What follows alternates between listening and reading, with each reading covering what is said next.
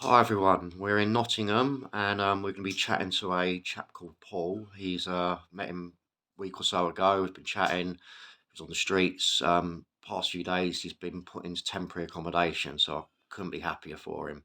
To get him out of the streets, at this time of year is amazing. So we're going to have a chat with him about his experience, just to give everyone sort of a clearer picture as to what it's like elsewhere. Righty, hello Paul. Firstly, I just want to say congratulations. To get you in somewhere this time of year is brilliant. I know how cold it can be out there. Um, how long had you in your last stint been out there before they'd offered you this? Um, I would say about, first of all, my name's Paul from Nottingham. I've been on the homeless scene in and out for the last 10 years. Right. Um, this period, I've been out there for the last 7 months. I came from London Road homeless Emmanuel via framework housing project, but I couldn't pay the service charge, which was far too much a month. £148 a month for nothing. We don't get no Right. food. So yeah, I've been homeless since then, last 7 months. Prior to that, I was in a tent for a year, trying to find somewhere to live, and they put me in the same accommodation again, London Road, for framework housing association for homeless people. Same again, it didn't work. So it was a step back for me. So I went in the tent, stayed there for a year.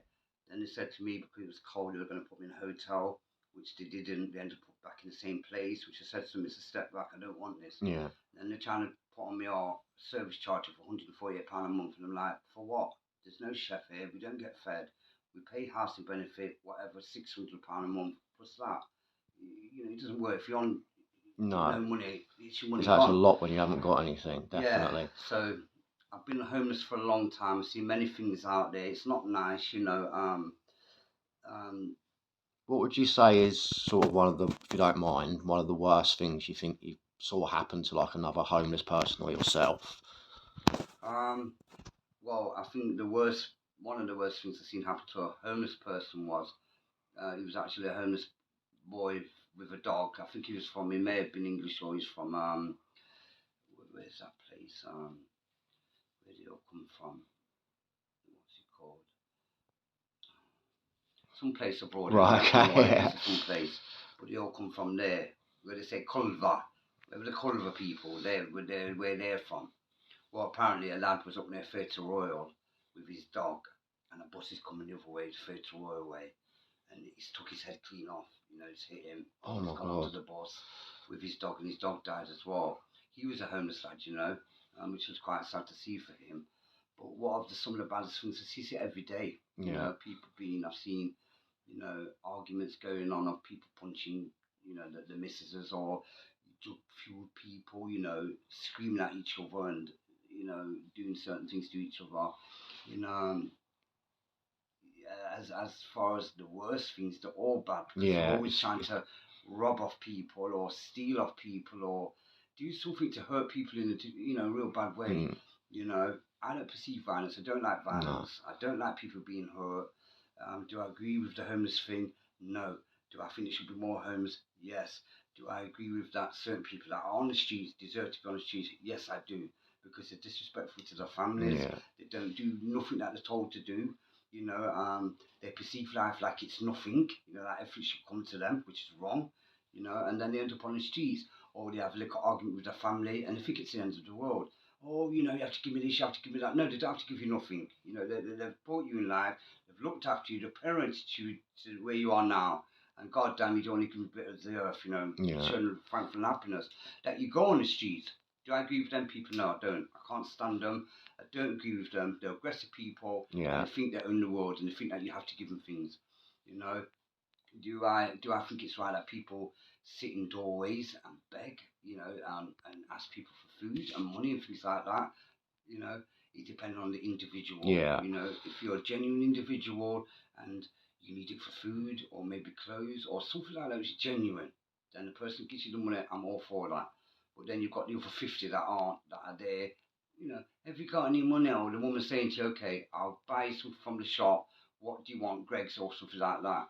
But no, they've spoken to me for the last 10 minutes. Oh no, I prefer money. Don't want the car, yeah. It's not going to happen, what to do. you know. And then you've got these people where every single day they're in the same spot or they're doing that thing there, day in and day out and day and night kind of thing. Their money's going straight on drugs. Yeah. You know, every bit of money they get is drugs. You know, and when you see them there, they're sat in the doorways and you know they're like and gosh damn all that sort of. That's because you gave them money for drugs. Yeah. All right. Usually the people that's giving me, that's what they do. They spend all the money on drugs. They spend everything they get, the PIP, the universal credit, any savings they've got, anything like that, they spend it all, yeah? And then they expect the public to give them money. They expect normal working people that walk every day to walk past them, yeah? And they have to demand that they give them money. They don't have to give you nothing. You know what I mean? How dare you even ask them for money, you know? And that's what gives the public the right. Public have, you know, big right. Gives all homeless people a bad name, doesn't it? Necessarily, yeah. A few homeless people. What it tends to do with me is how I see it. Is look, you know, there's good in this world and there's bad in this world. There's good people in this world and there's bad people in this world. There's people that try to deceive people. There's people that try to make hurtful to other people, you know. Oh, there's that I don't agree with. You know, if you're going to hurt somebody, don't do it next to me. If you're going to be good, don't do it next to me. You know, as far as support and things like that for the homeless people out there, you know, there's always going to be aggressiveness, yeah. There's always going to be dardy-dar kind of people out there. There's always going to be the kind of people where the off-key, I can't be around that. That's too much for me, you know. And then you're going to have the people that need help. Yeah. You know, that people, what is he doing on the streets and he's in a wheelchair? What's this guy doing in the doorway and he's got one leg? Yeah. You know, what's this guy doing in the doorway and he's got his dog, his whole life there? You know, what's going on? But on the other hand, when these people do come to them that can help them, like the outreach people or the friendly people, and they go to them and they say to them, okay then, we've got a place for you.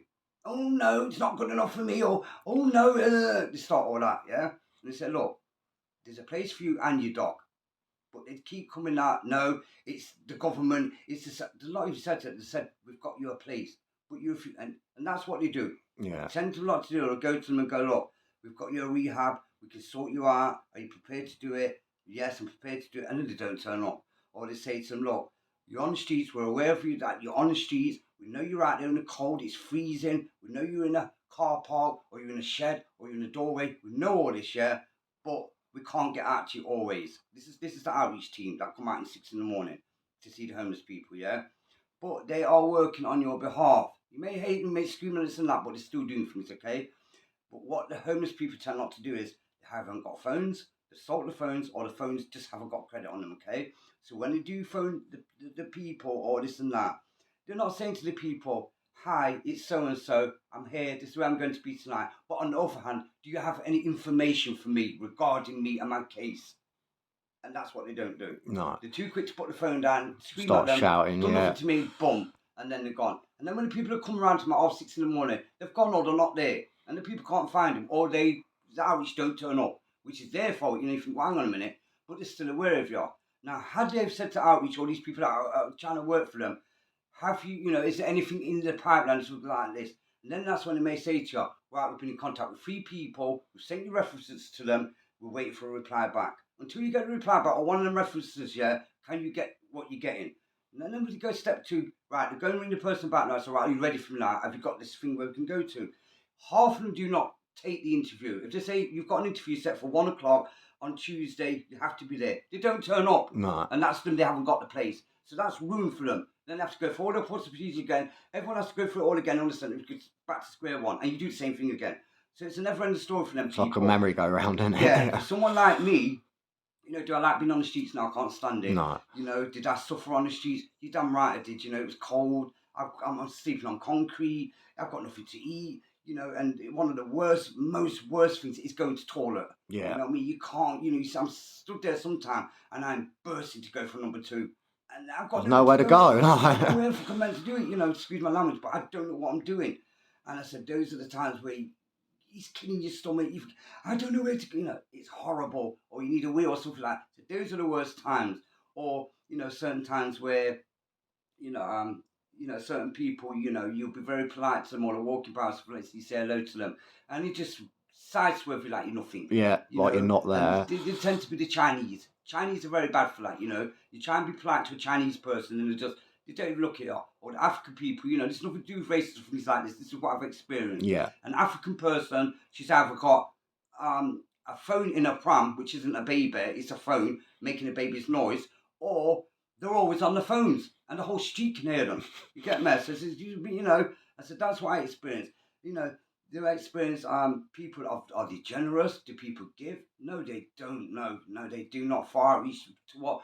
To far outreach to what does a person give you or doesn't they give you? If far outreach is they do not give you. Yeah, yeah, So yeah. don't think public are giving us.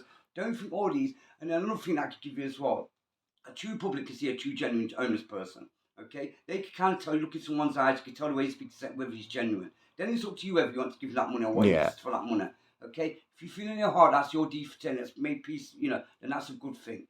But what was the other thing I was going to say as well? It's not just about them. You've got to not just the homeless people. It's the drugs as well. Yeah. They're on drugs. They're on heroin, on crack, they're on methadone, they're on pre-gabs, they're on absolutely everything. Okay, and they take this mamba, the black, whatever. So that's Casey spice, isn't it? spice, Yeah. yeah. They take the spice, and what they do is, like me, I've been smoking spice for 10 years. All right, mamba. All right, I smoked every kind of mamba you could think of. The powerhouse, this one, the wheat one, this one, that. Not me. My body's used to it. Unless it's power, unless it's not doing nothing to me. Whereas a normal person could smoke that, they smoke it still, and it's knocking them out. Because they've just took that, they've took heroin, they've took methadone, they've took crack, and then they're going to back smoke another 3 splits of mamba.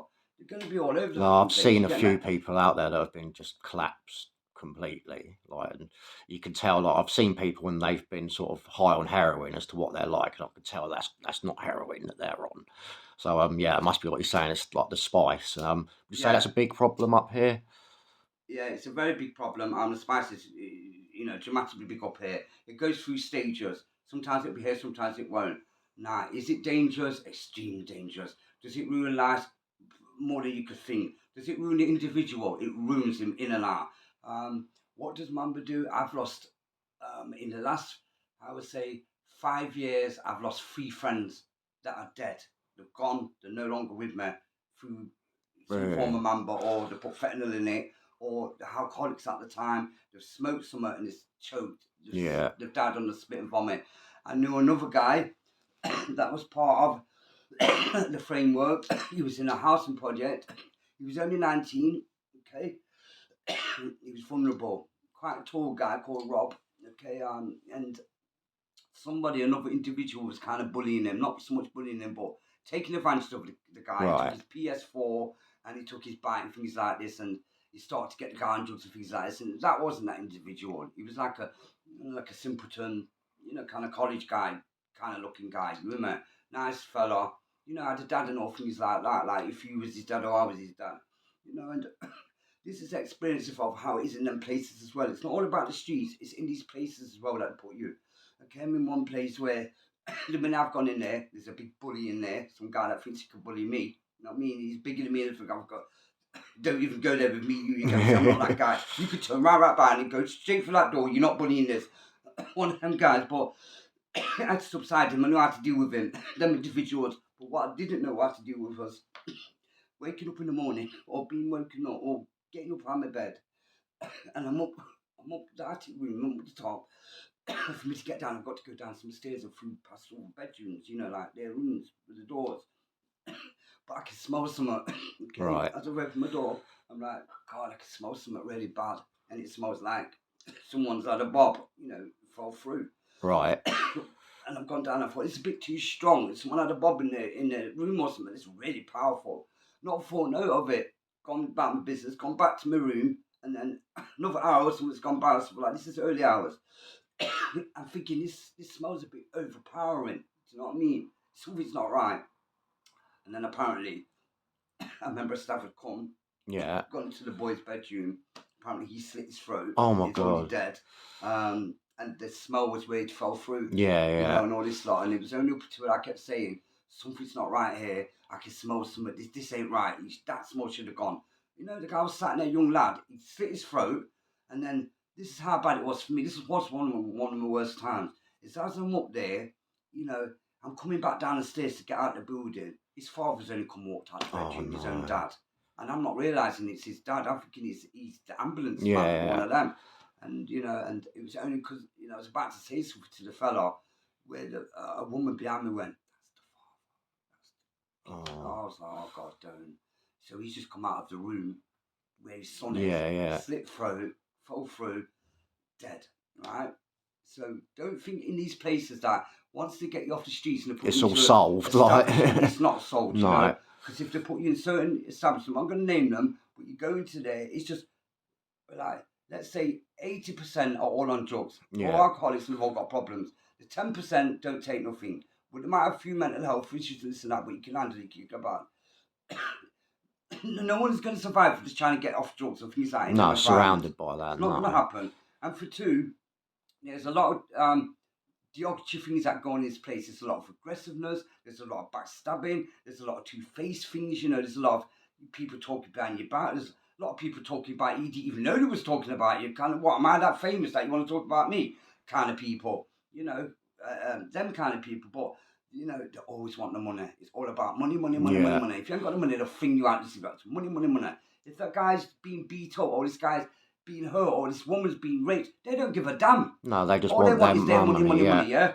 Which I think is wrong. And they're going about this support, the same thing, they try and set up a support thing for you, and it's all to do with half of the support things that they set up for these individuals, they do not turn up. Yeah. You know, not the staff, not the people that set it up, the actual person that tend to come to the interview. You know, so in that right regard, they do help you. You know, certain people they do try and feed you.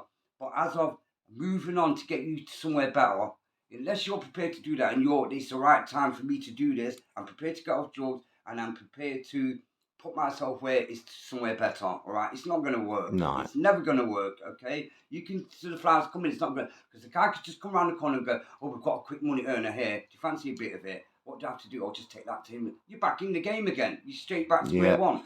You know, so no, you know, do I think every place is good? And, you know, I think no. I think a lot of it's false. I think a lot of it actually just to get the money off us. No, that's what I found. I think they're just out to make money. A lot of these places. Out to make money. Half of them, you know, I'm 53 years old. Yeah, how can someone that's 19 or 22 years old tell me about life? Like, and this is how it is, and you must do it like this and that. Yeah, I might take some of her advice of positive, or she may bring something what I thrive on. I think, wow, I never knew that. That's really good.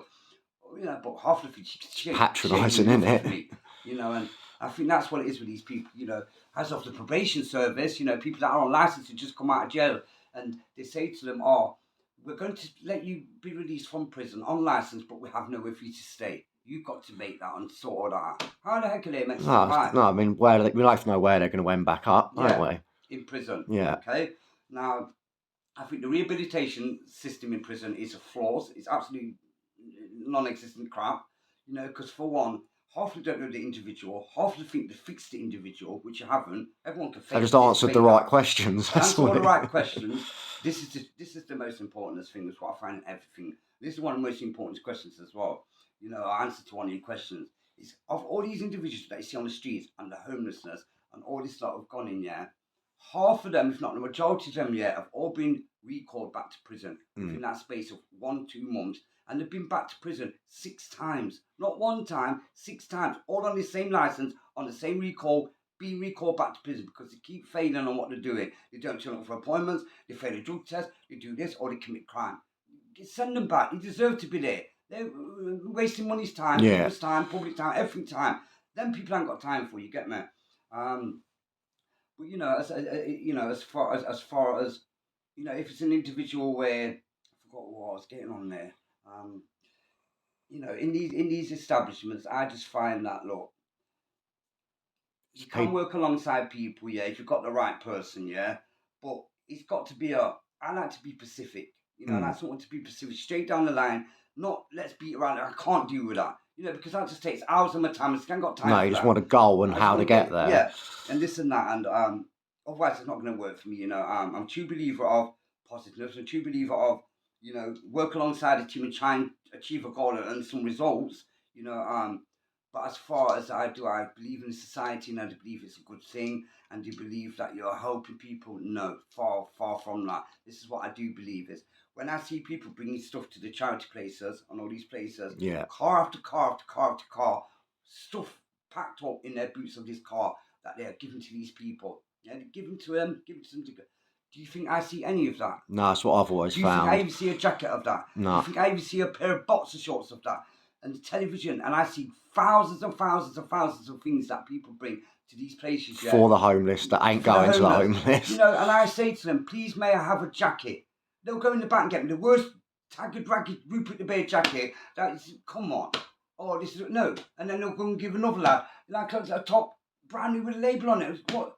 So no, I don't agree with that's none what of that. I think with homeless charities. The people that are homeless aren't seeing the benefit They're of not it. seeing nothing, and that is the truth. All right, we might be able to get food, but that's just tins of food. Yeah. It's not a jumper, or they might, you know, and when I tell you, in West British, carved, and all the stuff there. Well, I've never seen it, no, we get to see none of it. No. So all these thousands of pounds that you're giving in, all these millions, we don't see none of it. No. I don't get it, I don't get none of it. All right, the only thing I get is charity people that come on the streets from some church that will come on the streets, or the friary, or certain people in Manuel House that will feed us, Yeah. or we have to pay £1, or they're the genuine kind of couple, you know, they will help us. But these big charities, these big charities that you're saying are, you know, just one at the Theatre Royal, where it says you can donate £3 and this and that for the homeless people, yeah? Where's the money? I don't see it. You're not seeing it, I don't see a thing. You don't come to me and go, well, there's a jumper and hat for you, and some chains for you, or I'm going to take you away and take you shopping and store, yeah. I, as a member of the public that has been homeless for many, many years in this society, have had nothing from your charities ever. That's what I think as well. That's thinking how it is. So all these people that are giving millions and millions to Africa and all these people, then show me the evidence of what you provided for them billions that you gave to people. No. Because you should have, the whole of Africa should have been sorted out by now, with all the billions that you sent over there. Show me the evidence of people. Show me that you've gone to this society, or you've gone to this block that's in Manchester, or it's in Liverpool or Nottingham, that's the roughest block going. It's a ghetto block, that you've been there. You show me the evidence that block we looked after. Yeah. That block they've all sorted out. They can say, then all these other things. Show me the postcode where where's the evidence? Lottery. Yeah. That's another thing, You tell me that they're going to come up, you know, a big boss, you see on telly, the postcode lottery, it's the same as the homelessness. You know, they're never going to come down and get a street. They're never going to come down Broxton. They're never going to come down, you know, Meadows or sit in a waterfront or an environment that's violent. They're not going to do that. No chance, no. You know, so that's all fake. You know, you've got to be on a state where it's one of them states where they've all got the same houses. It's all cars on there. It's nice. It's good. That's an estate for, you know, National Lottery Estate. You know what I mean? No, for us, it's not the real people, no. So I do believe that the charities and all them people, some are good, some do help. Majority not, but it's not all about food and these tins of food. How many tins of carrots can I eat? And potatoes and, come on, if you're going to give me food, give me some proper food. Something for it. You know, or please give me a nice jacket or some warm clothes jacket, that I can take and pull away and say, that's fine. No. You know, so yeah. And thank you for that, Paul. I mean, I say there's a lot of what personally I think as well, but it's the fact I've got someone else's perspective on it. Yeah. It goes to show that, you know, it's not just in my head. You know, it is real that these charities, they aren't doing what they say they're doing. But no, it's been wicked talking to you. I'm sure my subscribers are going to love hearing from you. Yeah. And I say, hopefully we can get an update from you again soon. Yeah. All right. Thanks a lot for that, Paul. We'll chat soon. Oh, thank you. Cheers. Bye-bye.